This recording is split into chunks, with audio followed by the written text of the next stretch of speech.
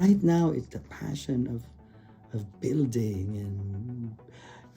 And I absolutely like the idea that you are looking at the games aspect, because I personally believe that the reason why I am right now who I am or what I do right now is because of the toys I played with when I was a little child.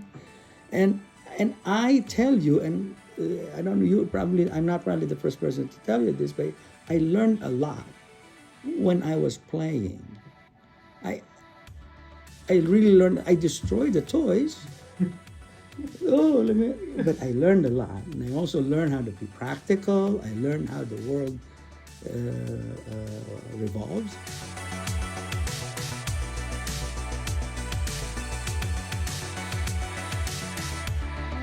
It's electronics. It's about games, and this is the new frontier for these kids, and learning it at this level, I think, is great. But the thing is, the best way is really what you are trying to do. You are encouraging them to go to STEM in general, to go to a specific school. Well, we will highlight, oh, you're doing it here. This is College Park. This is the Studio. And you familiarize them with that one. But more importantly is to instill on them the simple passion. I wanted to do science. They could do it at Towson or UMAB. That's not, I think, if you're able to do that, in my mind, that's a win. To have your program specifically, funded, that's the icing on the cake.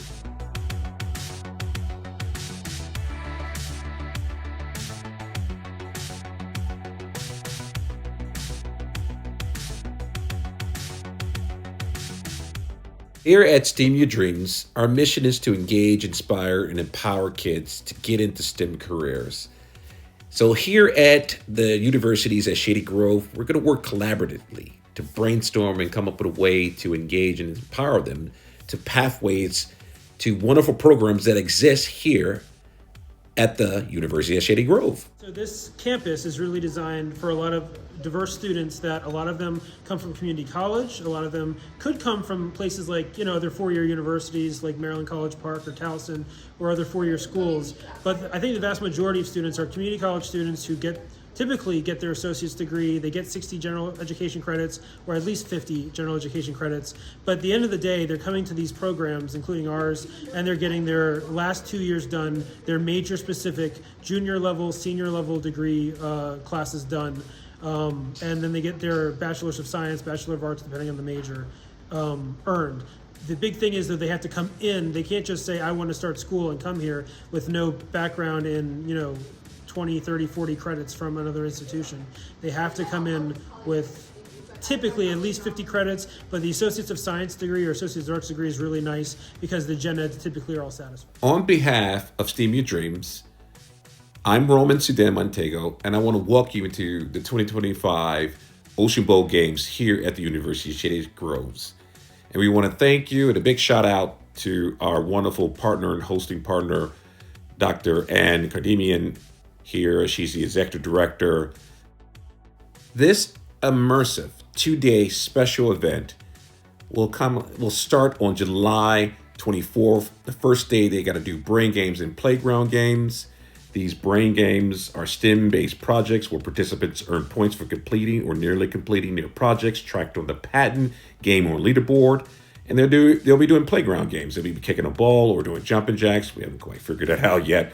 And finally, on the third day, they do eGaming and eSports 2.0. They use all those points that they gather on the game on leaderboard to determine where their position is on there. So the points from the brain and the recreation games create competitive brackets for prizes like cash, scholarships, and savings accounts. We're super excited about this wonderful engineering building that we're going to be in, Building 4, here on the campus. And we also want to give a huge shout out to our new sponsor, AstraZeneca, for helping us to engage and inspire and empower the future. Thank you. For the Cyber Physical Systems Engineering program, we are a College Park undergraduate major located at the Universities of Shady Grove, and we focus on the principles of electrical engineering and computer engineering, combining them together with the focus on embedded systems. When I say embedded systems, I mean sticking computers and stuff. Anytime you have a smart device or a device that has some kind of logic, some kind of brain, and it can take information from its outside world, its surroundings, and act upon that with some kind of actuation, turning on a light, spinning a motor, whatever that is, that's a cyber-physical system or an embedded system.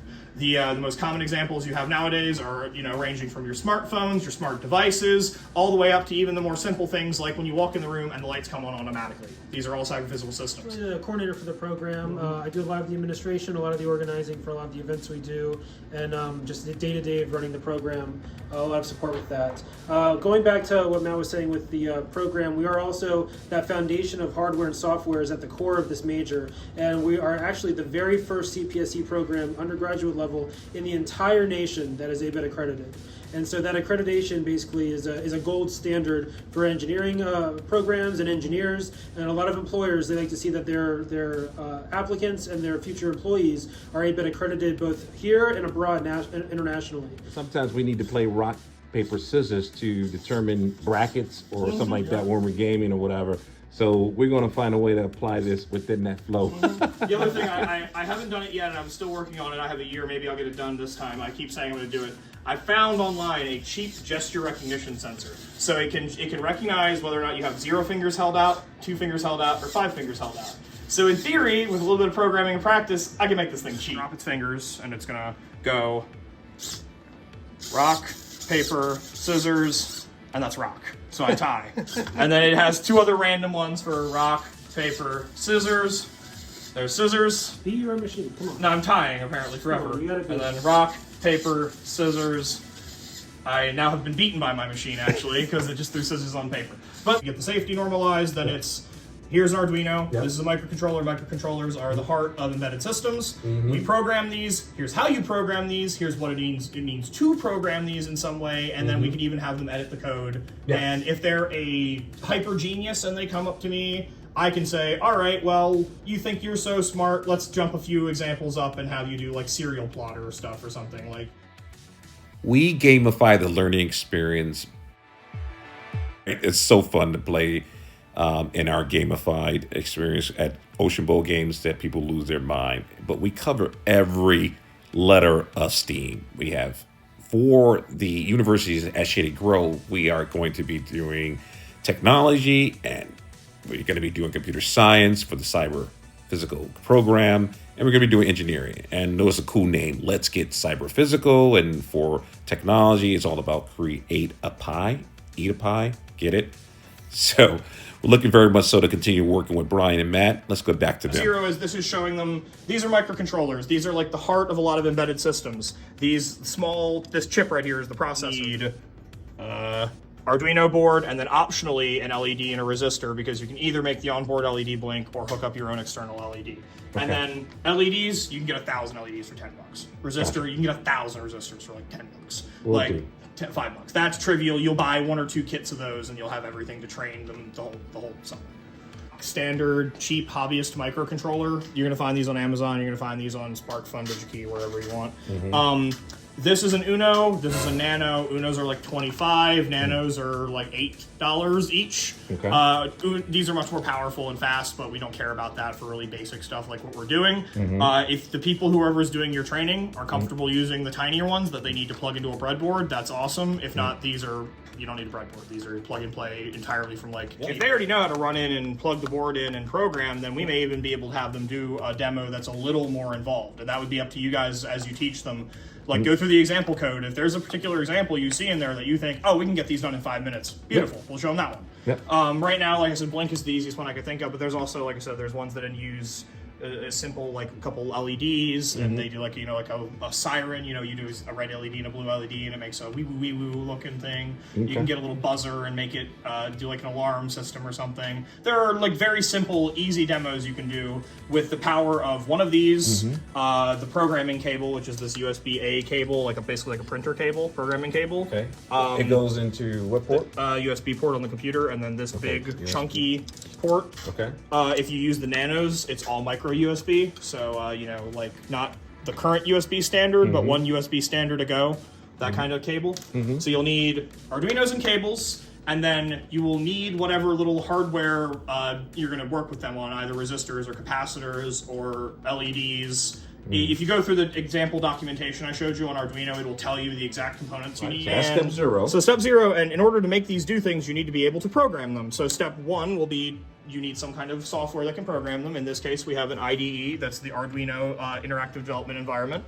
And then we have the actual connection of this is an example code, and we can walk through the pseudocode and say, code, when you upload it, it typically runs in what's called a loop. So this thing is just going to run forever until I tell it to stop. So before I set up the loop, I tell it, turn on one of these pins and turn the light on and say, all right, you are now going to be on and ready to listen. And then the loop, all the loop's saying is talking to that LED over and over again, telling it to turn on and off, turn on and off. And you can see that instruction. Digital right, LED high, turning it on. Wait a second, digital right, LED low. Now it's off. Explain, real quick and show them.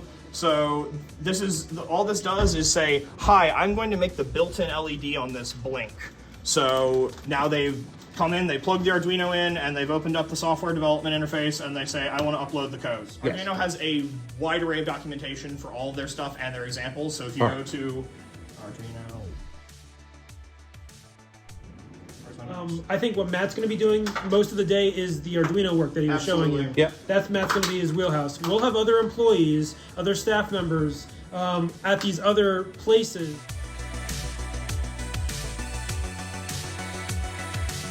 The idea is under development still. You're seeing really early on what's going to happen.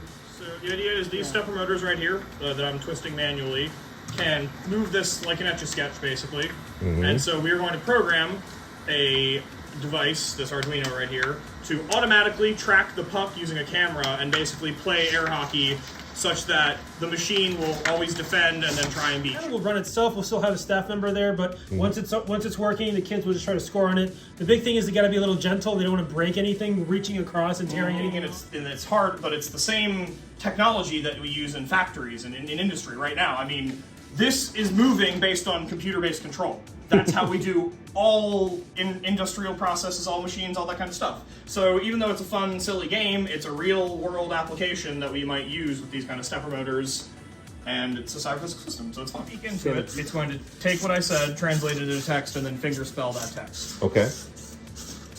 U-G-I-T-E, so there's a B word in here.